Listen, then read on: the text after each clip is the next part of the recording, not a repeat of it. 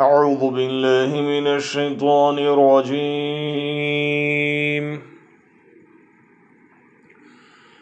بسم الله الرحمن الرحيم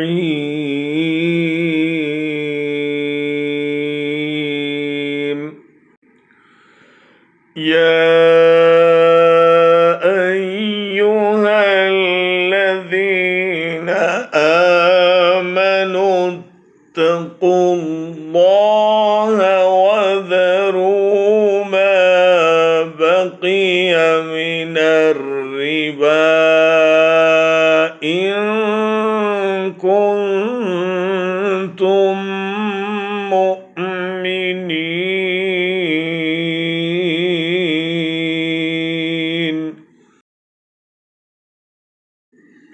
فإن لم تفعلوا فأذنوا بحرب من الله ورسوله وإن تبتم فلكم رؤوس أموالكم لا تظلمون ولا تظلمون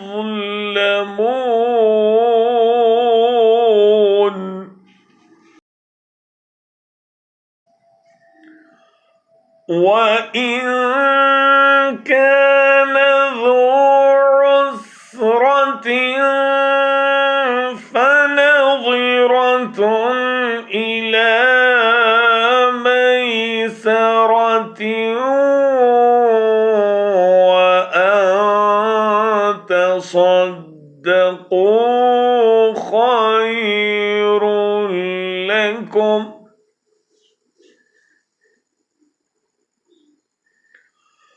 وإن كان ذو عسرة فنظرة إلى ميسرة وأن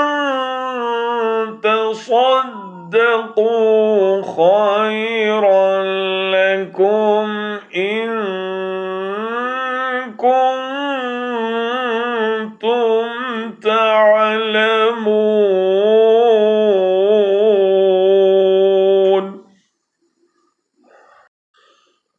واتقوا يوما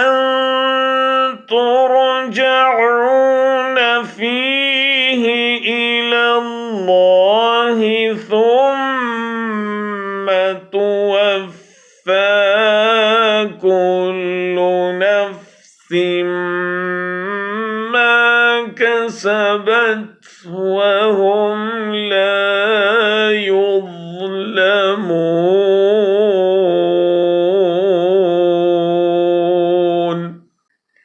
ऐ लोगों जो ईमान लाए हो, अल्लाह से डरो और जो कुछ तुम्हारा सूद लोगों पर बाकी रह गया है उसे छोड़ दो अगर वाकई तुम ईमान लाए हो। लेकिन अगर तुमने ऐसा न किया तो आगाह हो जाओ कि अल्लाह और उसके रसूल की तरफ से तुम्हारे खिलाफ ऐलान जंग है। अब भी तौबा कर लो और सूद छोड़ दो तो अपना असल सरमाया लेने के तुम हकदार हो। न तुम जुल्म करो न तुम पर जुल्म किया जाए।